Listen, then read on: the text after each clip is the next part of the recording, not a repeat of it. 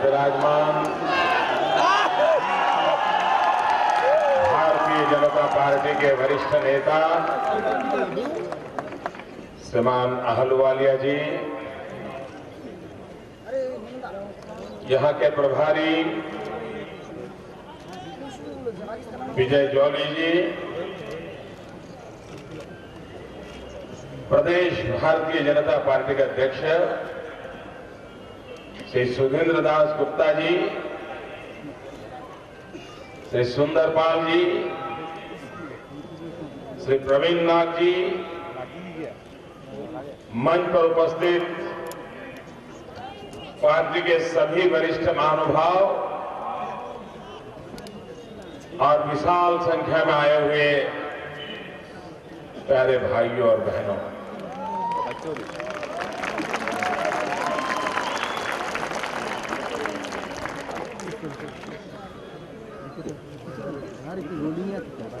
भाइयों बहनों, मैं राजनीति में मुख्यमंत्री तो बहुत देर से बना,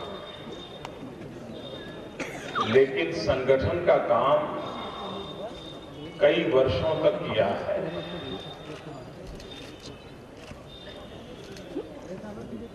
लेकिन मैं कल्पना नहीं कर सकता हूं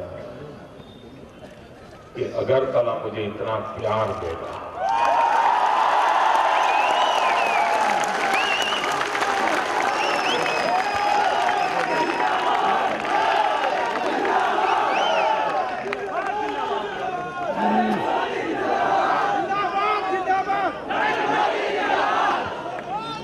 भाइयों बहनों, आपके प्यार ने आज मुझे जीत लिया है।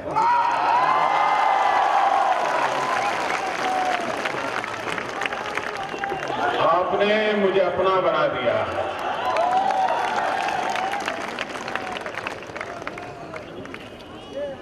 भाइयों बहनों,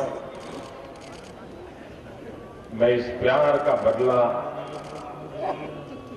आपके इस राज्य का विकास करके जरूर लौटाऊंगा।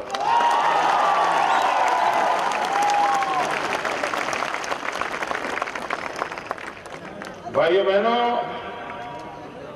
अगर सरदार वल्लभ भाई पटेल न होते तो आज त्रिपुरा कहां होता।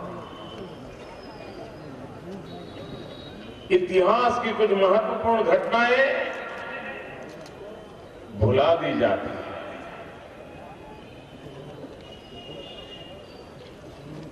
जब भारत का विभाजन हुआ और पाकिस्तान त्रिपुरा को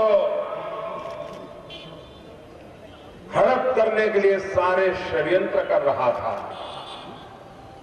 उस समय यहां की महारानी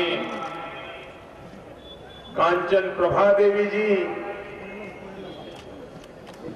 जिनकी दीर्घ दृष्टि थी, भारत भक्ति थी, वो शिलोंग पहुंच करके उन्होंने सरदार वल्लभ भाई पटेल का संपर्क किया और सरदार वल्लभ भाई पटेल ने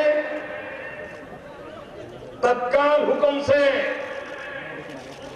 त्रिपुरा को वायुसेना की मदद दी और उसी का कारण है कि त्रिपुरा पाकिस्तान हड़प करने से बच गया।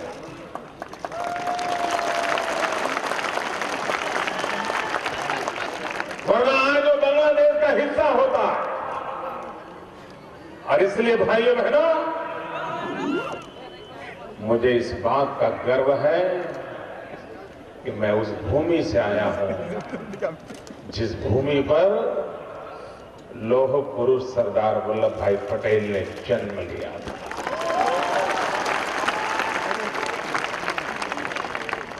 और मुझे इस बात का गर्व होता है कि भारत में ऐसे महापुरुष हुए जिन्होंने देश की आजादी के लिए और आजादी के बाद देश की एकता के लिए हमारी ये भारत मां, उस पर कोई चोट ना आए, उसके लिए अपना जीवन लगा दिया था। मैं देश के उन सभी महापुरुषों को नमन करता हूं, मैं उनको प्रणाम करता हूं। भाई बहनों, त्रिपुरा एक ऐतिहासिक विरासत है। हिंदुस्तान के पुराने राज परंपराओं का ये प्रतीक है और आज भी हिंदुस्तान में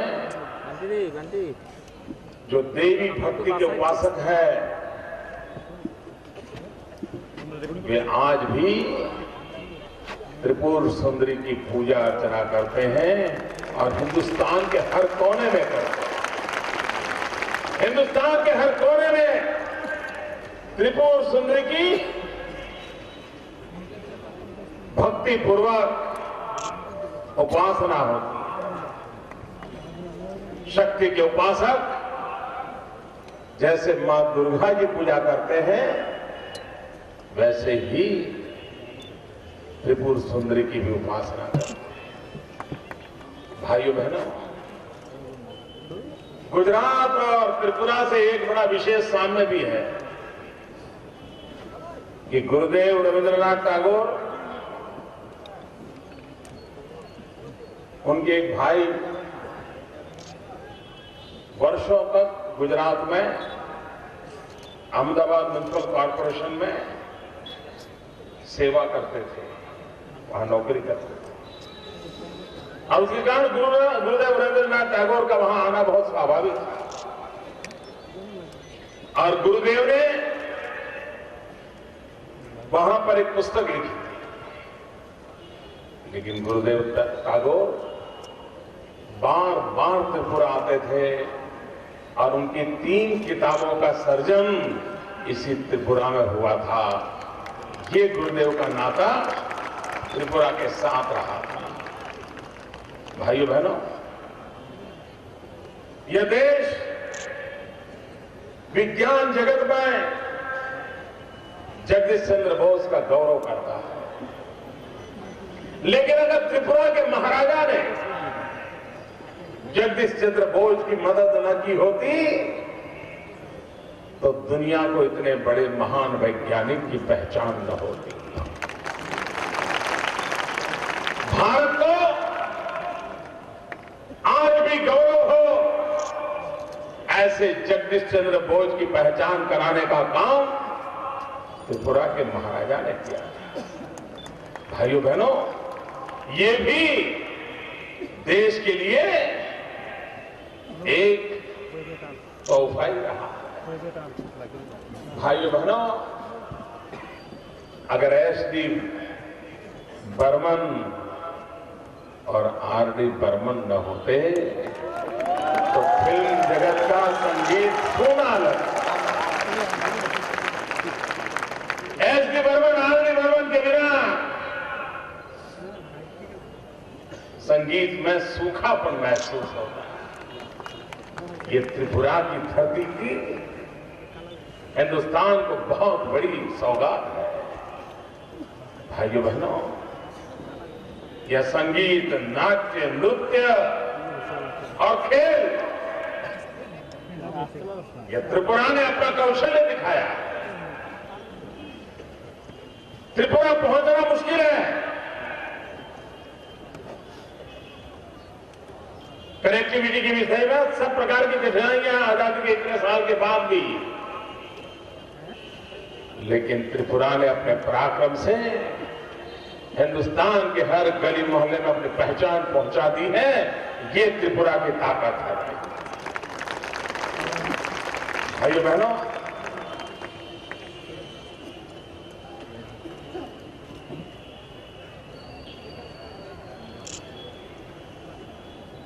क्या कारण है कि हर राजनीतिक स्थिरता होने के बावजूद भी आर्थिक विकास क्यों नहीं हो रहा है? राजनीतिक स्थिरता होने के बाद भी गरीबी निरंतर बढ़ती क्यों जा रही है? राजनीतिक स्थिरता होने के बावजूद भी यहां के नौजवानों को रोजी रोटी कमाने के लिए अपने बूढ़े मां बाप को छोड़ करके, यार दोस्तों को छोड़ करके, खेत खलिहान छोड़ करके हिंदुस्तान के दूसरे इलाकों में जाने के लिए मजबूर क्यों होना पड़ता है?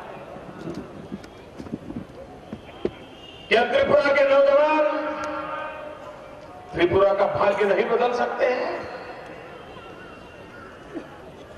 क्या उनमें क्षमता नहीं है? लेकिन भाइयों बहनों, उन्हें अवसर उपलब्ध नहीं हो रहे हैं। और एक ऐसी सरकार यहां बैठी है जिसको गांव का कल्याण हो, गरीब का कल्याण हो, किसान का कल्याण हो, इसमें रुचि नहीं है। उनका तो एक ही मानदंड है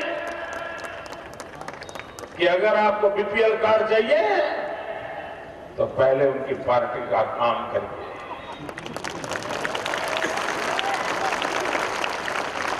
आपको जीने का हक चाहिए तो पहले उनकी पार्टी की गुलामी कीजिए। ये लोकतंत्र नहीं है और न ही ये लोकतंत्र की सोच है। भाइयों बहनों, कितनी बार आपने एक सरकार बनाई है? मुझे तो गुजरात में सिर्फ 3 बार ही लोगों ने मौका दिया है, लेकिन 3 बार में आज गुजरात पूरे दुनिया में चमक रहा है, दुनिया में चमक रहा है।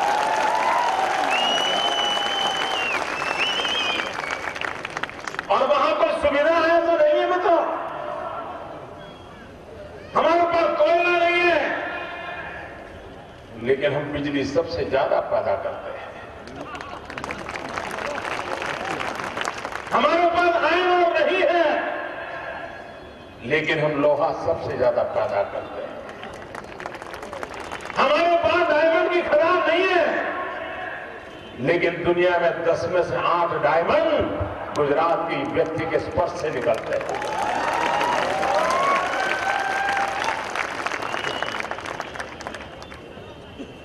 हमारे पास एक नर्मदा और तापी, सिर्फ 2 ही नदियां हैं। बाकी हमारे पास 10 साल में 7 साल अकाल होता है, वर्षा कम होती है। उसके बावजूद भी भारत का कृषि विकास दर 3% में लुढ़क जाता है, 3% में लुढ़क जाता है। गुजरात ने पिछले 10 साल का लगातार 10% से ज्यादा कृषि विकास करके दिखाया है।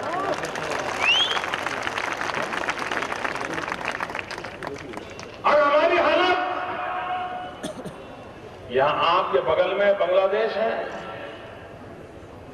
हमारे पास रेगिस्तान है और उधर पाकिस्तान है। जो मुसीबत आप झेल रहे हैं वो मुसीबत हम भी झेल रहे हैं, लेकिन फर्क है, यहां आपकी सरकार ऐसी है कि बांग्लादेशियों के कारण आप परेशान है, और हमारी सरकार ऐसी है कि मेरे कारण पूरा पाकिस्तान परेशान है।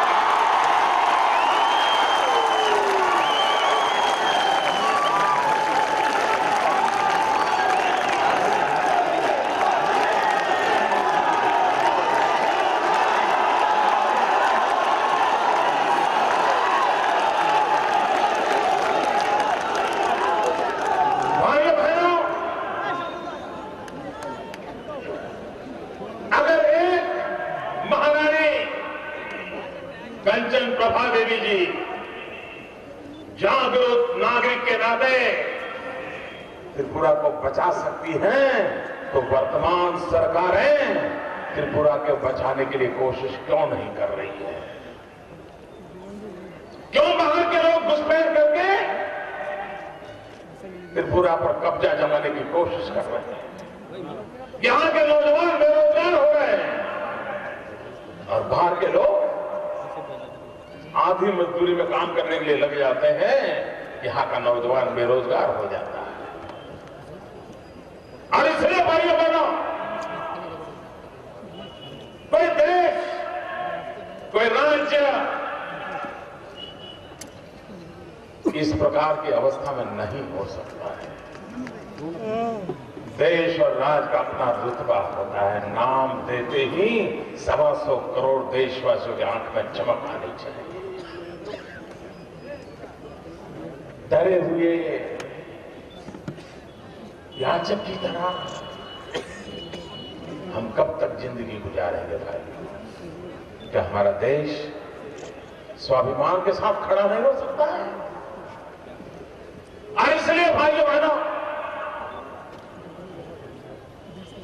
आवश्यकता है देश को एक मजबूत सरकार की, आवश्यकता है देश के गौरव बढ़ाने वाली सरकार की, आवश्यकता है देश को विकास की नई ऊंचाइयों पर ले जाने वाली सरकार की। 60 साल बर्बाद हो चुके हैं भाइयों, क्या और 5 साल बर्बाद करने हैं? क्या हम और देश को बर्बाद होने देना चाहते हैं? क्या हम इस परिस्थिति को चालू रखना चाहते हैं? और भाइयों बहनों, ये तीसरे मोर्चे की भी दुकान चली पड़ती है। आए दिन निकल पड़ते हैं थर्ड फ्रंट। उनको पूछो तो सही, 6 महीने के पहले थर्ड फ्रंट कहां गया है? देश के किस इश्यू पर पिछले 5 साल में थर्ड फ्रंट के लोग इकट्ठे होकर के देश के किस मुद्दों पर देश की आवाज उठाई? मुझे बताइए, इनका जिम्मा था कि नहीं था? बेरोजगारी के लिए उन्होंने बोलना चाहिए था, नहीं बोलना चाहिए था? बांग्लादेशियों की घुसपैठ के लिए बोलना चाहिए, नहीं बोलना चाहिए? माताओं बहनों की सुरक्षा के लिए बोलना चाहिए, नहीं बोलना चाहिए? दिल्ली में नॉर्थ ईस्ट के बच्चों को मार दिया जाए, इन्होंने बोलना चाहिए, नहीं बोलना चाहिए? चुप है। पूरा थर्ड फ्रंट, उसको कोई फ्रंट ही नहीं है।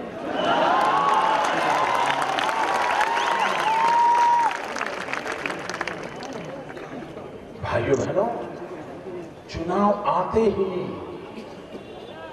इसका जन्म होता है और इसकी उम्र 150 दिन से ज्यादा नहीं होती है।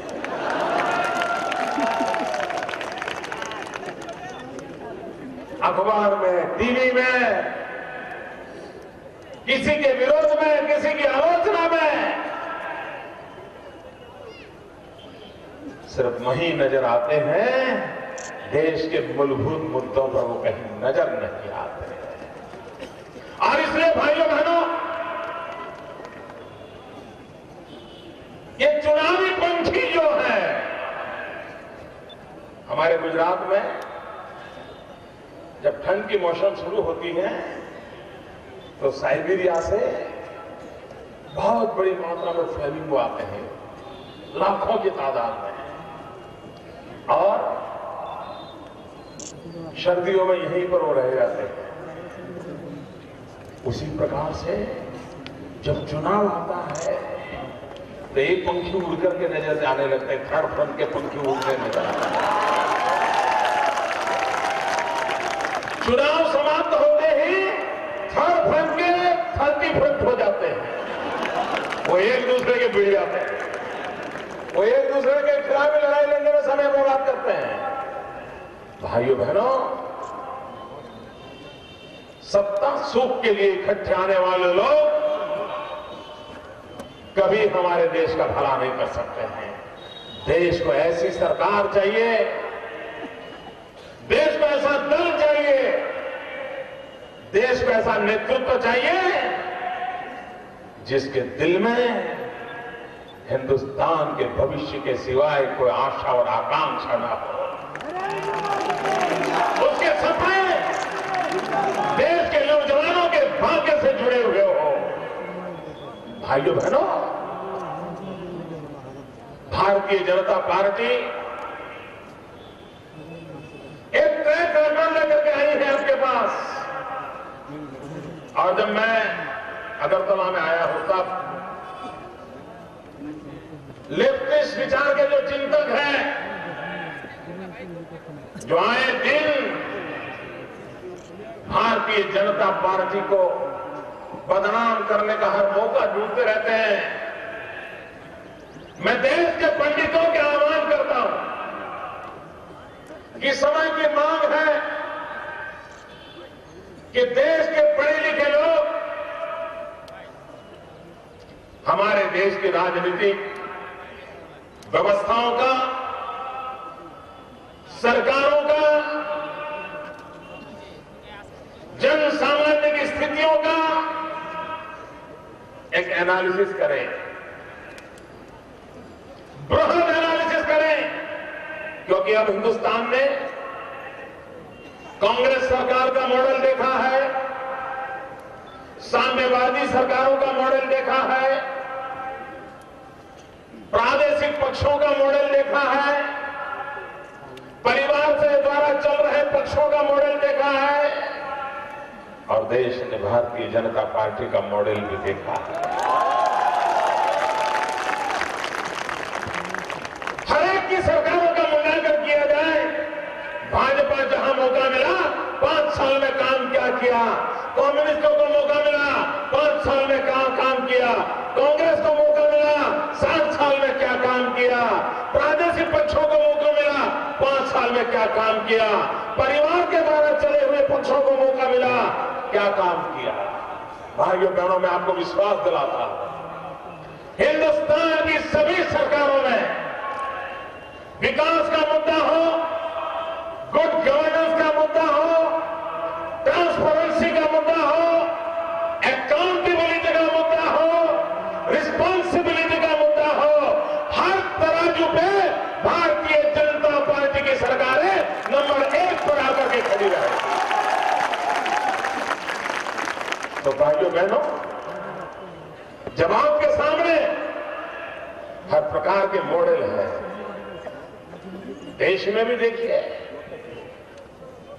हमने कांग्रेस की सरकार जो देखी है, अटल जी की सरकार भी देखी है, और तीसरे मोर्चे का घमासान भी देखा है। देश को क्या मिला? अगर देश को याद रही कोई विकास की बात हुई तो अटल बिहारी वाजपेयी की सरकार में दिखी है। एनडीए ने करके दिखाया है। और भाइयों बहनों, हमारे लिए एनडीए ये सिर्फ कोई मोर्चा नहीं, कोई फ्रंट नहीं है। हमारी एनडीए की परिभाषा ये भी है कि हम नेशनल डेवलपमेंट अलायंस है। हम विकास के लिए जुड़े हुए लोग हैं। और इसलिए भाइयों बहनों, मैं आज त्रिपुरा को आह्वान करने आया हूं, आग्रह करने आया हूं। और आप तो पढ़े लिखे लोग हैं, 60 साल आपने देखा। क्या आप मुझे 60 महीने नहीं दे सकते हो? क्या आप मुझे 60 महीने दे सकते हो? सेवा करने का मौका दे सकते हो? त्रिपुरा की दोनों लोकसभा की सीटें दे सकते हो? भाइयों बहनों, आप मुझे 2 कमल दे दीजिए, मैं उन दोनों कमल पर लक्ष्मी जी को बिठा करके त्रिपुरा की संपन्नता के लिए वापस।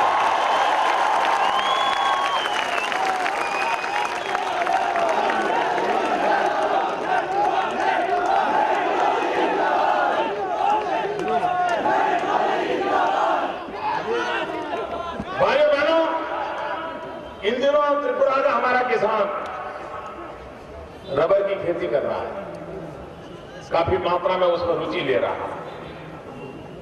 क्या त्रिपुरा सरकार की जिम्मेवारी नहीं है कि रबर प्लांटेशन में टेंसेल्स के द्वारा, जेनेटिक साइंस के द्वारा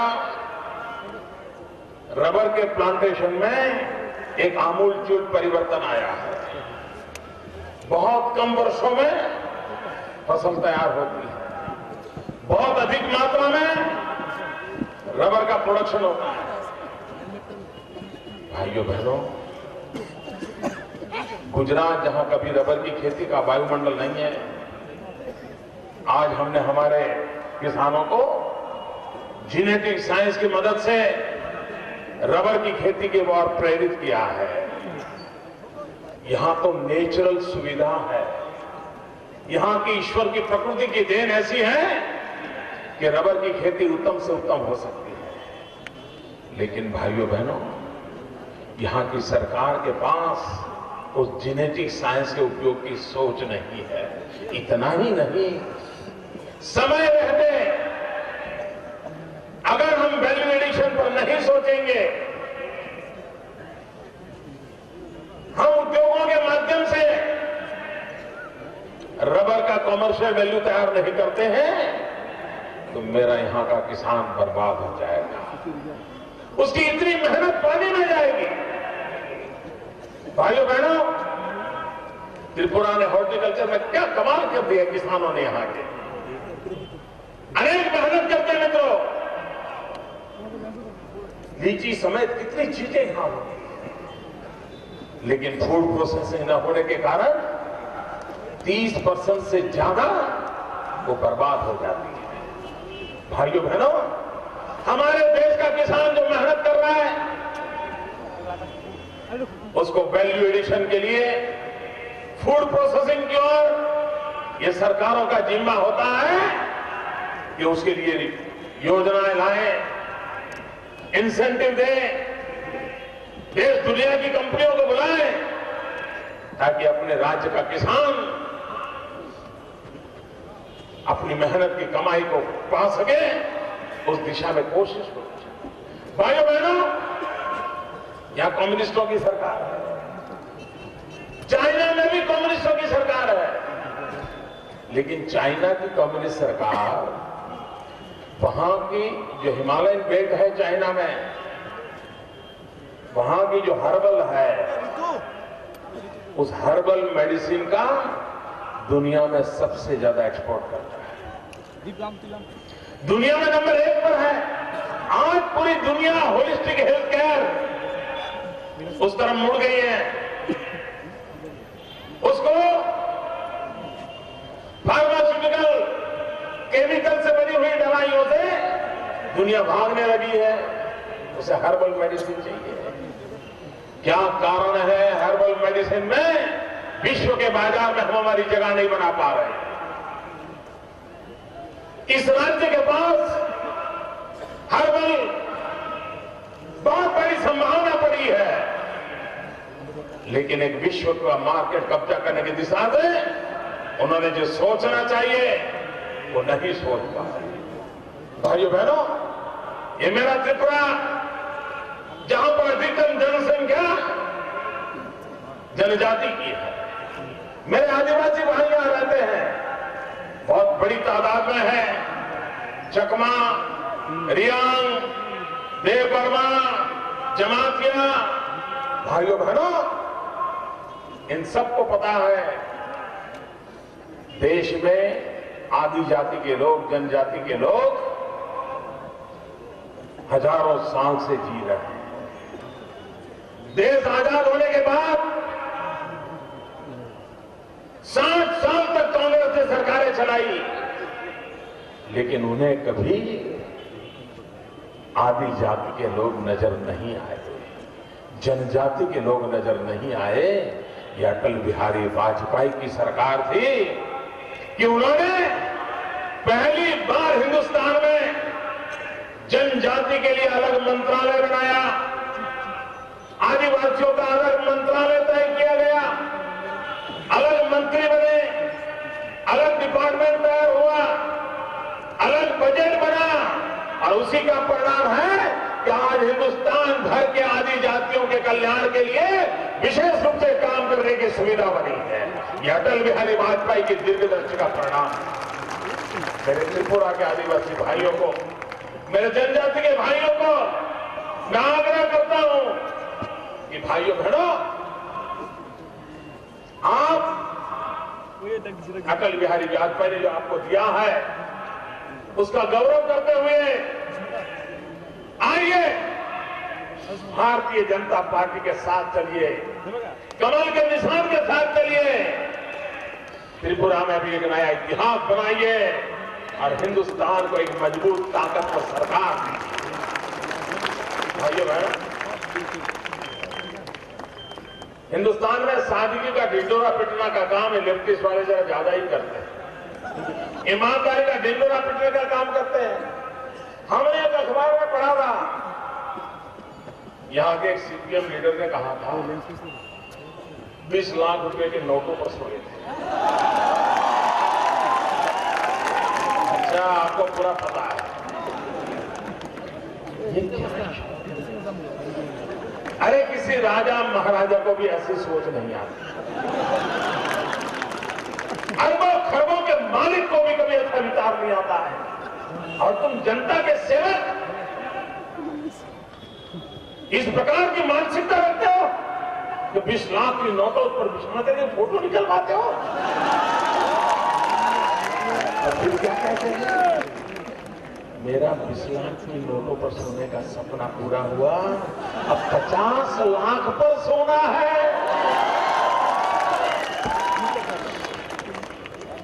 अब ये 50 लाख लोग तुम्हें सुला देंगे हमेशा हमेशा, तुम्हारे राजनीतिक भविष्य को सुला देंगे।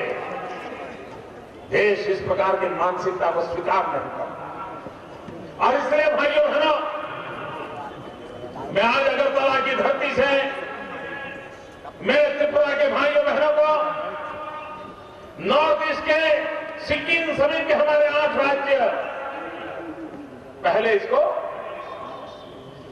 सप्तभगिनी कहा जाता था, अटल जी ने उसको सिक्किम को जोड़ा, अब ये अष्टलक्ष्मी बन गया है। ये भारत की अष्टलक्ष्मी है जो भारत का भाग्य बदलने वाली है। लेकिन भाइयों बहनों, लक्ष्मी जी कहां विराजती है? लक्ष्मी जी कहां विराजती है?